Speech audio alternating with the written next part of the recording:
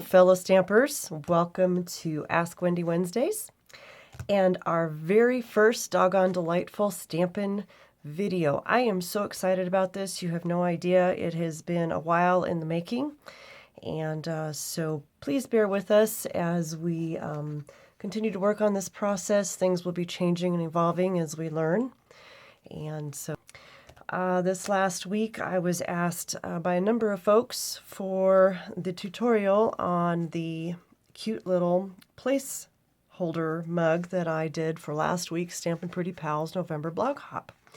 So I thought I'd go ahead and make this my first video for you today and share that with you. So that's what we're going to do here. So let's get started. I'm going to work today with a piece of Delightful Dijon cardstock. This is one of our new in colors that came out this summer, and I think this is perfect for fall and works well with our designer series papers that we got this fall in the holiday occasions catalog. This measures 9.5 by 7 3/4, and we're going to start with our Simply Scoring tool. So here we go. If you're ready for this, I hope you are. We're going to set our piece on the horizontal long edge across the top, and we're going to score at 1.5, at 3, at 4.5, at 6, at 7.5, and at 9. I'm just going to give each one of those an extra little divot there. I like to have my score lines be real firm and in place. I think it works better. Now you're going to flip that 90 degrees, and we're going to now have the short edge. We're going to be portrait style here, short edge across the top. And now we're going to score at 1.5, okay, and at 5 1/4, just like that. And that's all the scoring we're going to be doing. So now you're done. Now what I want to do is we'll go ahead and we're going to score all these fold lines. I just want to remind everybody of a little technique tip that I give quite often when I do my card designs on my blogs. There is a right side and a wrong side to your score lines, believe it or not.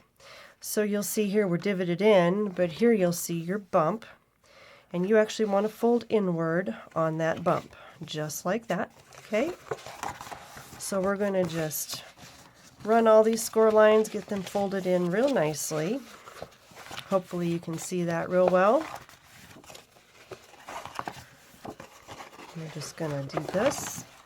Score that nicely with your bone folder. Just like that. I like to get my creases nice and crisp so that that will work well in a little bit when we're ready to start doing our work. All right, there you go. Now, the next thing we're going to do here is this is the flap that eventually is going to seal this closed. And we actually don't need this long piece here. Now you'll see that we have a longer section here and a shorter section here. That occurred when we did our scoring. All right, so we're going to just snip out this little rectangle, this longer rectangular piece here, just right along the score line there, and just take that out real nicely, like that. Okay, and then we'll just create a little bit of a mitered edge here. That's a quilting term.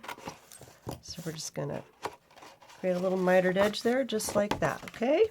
Makes it nice. Make it nice when we fold it in and we're ready to close this up. Now it's time to bring in one of my favorite little tools that I use for a lot of little projects, and that's our envelope punch board. I really love our envelope punch board. There's a lot you can do with it, not just for envelopes. I used it last month when I did my Craft Project Central project, and I made the cute little popper treat boxes, and we're going to use it in a similar fashion today to do this. We're going to make our little clips that are going to eventually, openings that are going to help us make the curved bottom to our mug here. And so for this, you're going to be running along this shorter edge that we scored here, this shorter section. All right. And so what you're going to do is you're going to fold your vertical lines, and you're going to line up this horizontal line right in there with your notch. Can you see that? Right? Just line that score line right up with your opening.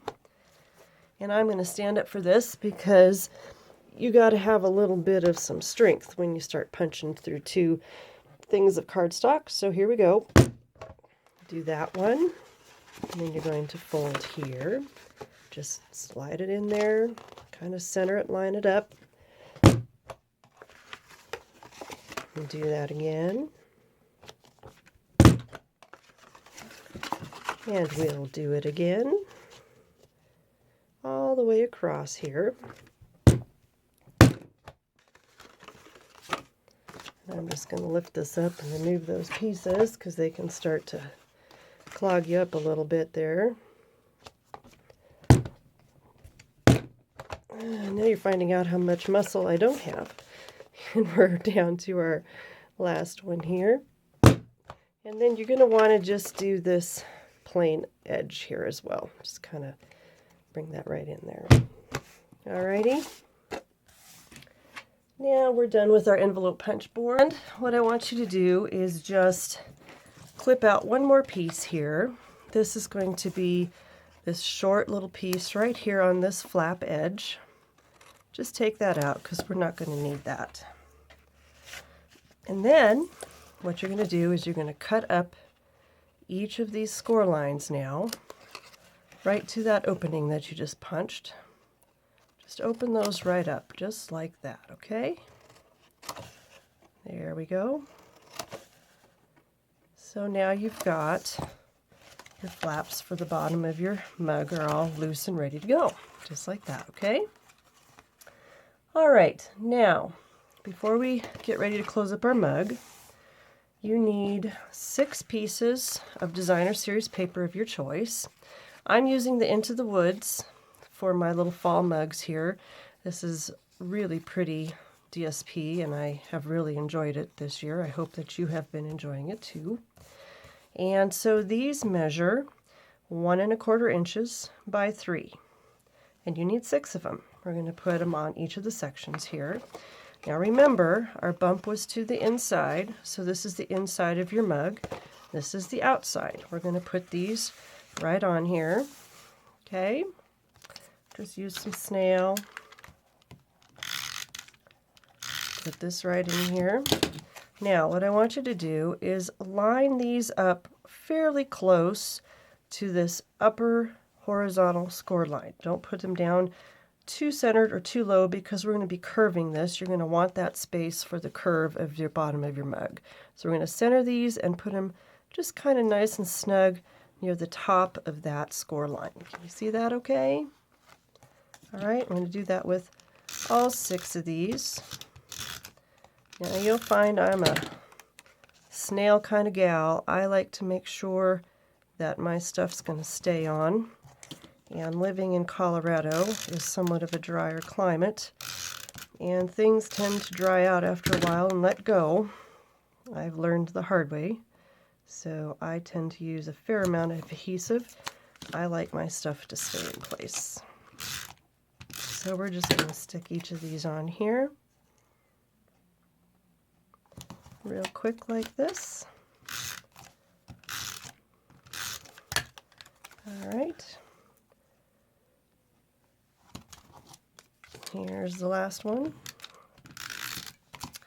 Now our next step, we're going to be actually closing up our sides here and finishing this mug off. This is really very simple. It doesn't take a whole lot. And we're going to use tear and tape. I really love our new tear and tape. It is so easy to use. So again, this is the outside, the right side of your mug. I want you to put some tear and tape on this little flap we have left right here, like this.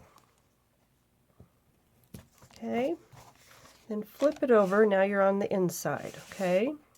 I want you to put tear and tape along the upper edge, and then we're going to put tear and tape right below the score line, right along here.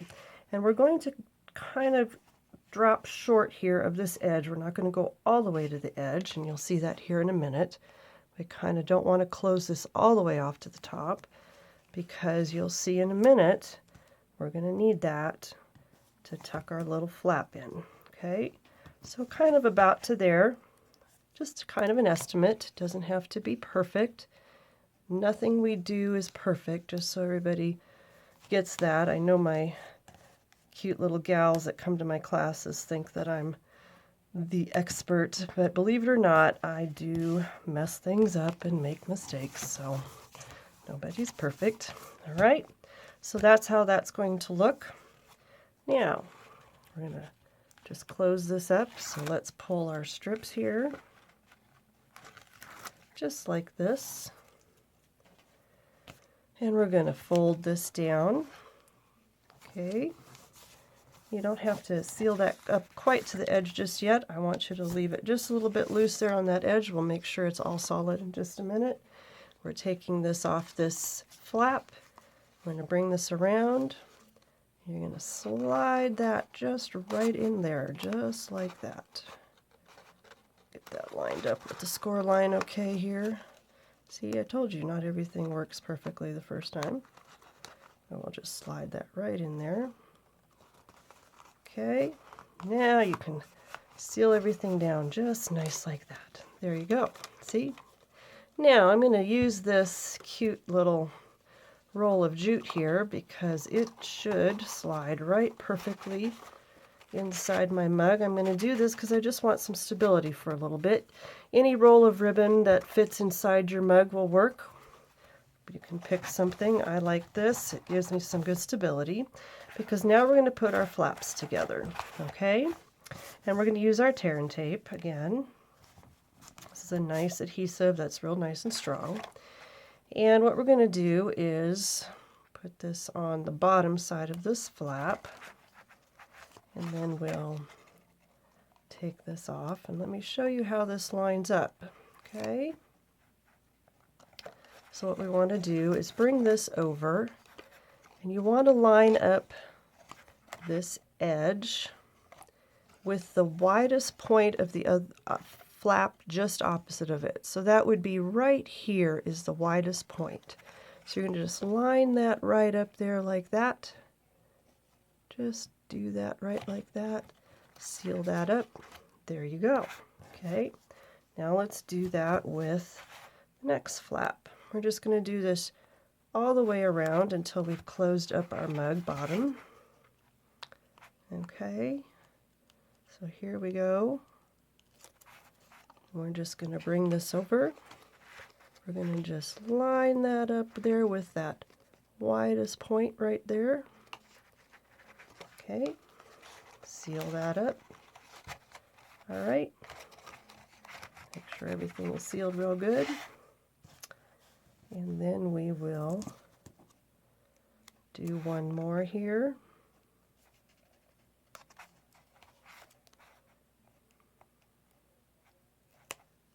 Pull this right off like this. My tear and tape's being difficult. All right. Again, we're just going to bring that around. Now, by the time you get to this point, you've got 2 layers curved underneath it, so it gets a little bit tighter, and that's fine. Line that right up with the widest point. Pull that in place. I'm just going to pop this right out of here now, so I can put my hand down in there and just finish that off.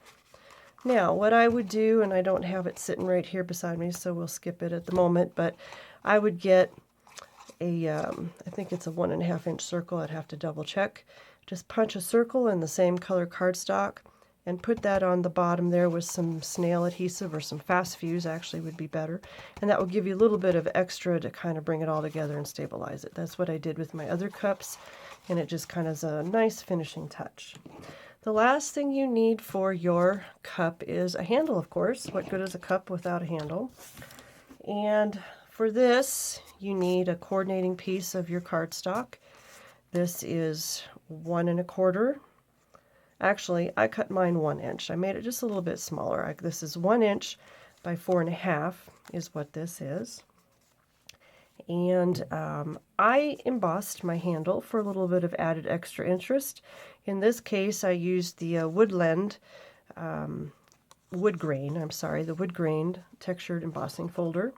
I think it added a nice touch to kind of the fall feel of the cups, but you can use any embossing folder you like. Whatever look you're looking for on your cups, you can use anything you want. And so what we're going to do is, again, we're going to use our tear and tape, and we're just going to put a piece here. This one's a touch too long, but that's okay. We can make that work. And then you're going to put one on the opposite side. So here's the top. I'm going to put one on the opposite side here, like that. Okay. And the way this works is you put that here, just a little bit below the rim of your cup. About 1/2 inch, I would say that is, maybe. And then you're going to attach, the bottom if it doesn't lift up and act funny on you. All right, and attach that right down here at the bottom of your cup. Just like that, makes a perfect little curved handle. And there you go. What do you think about that? Hey, I'm so excited to share this with you guys today. I hope you've enjoyed this tutorial. And keep your eyes open. We'll be back with more. Until next time, from the Doggone Delightful Stampin' team. Thanks, everyone.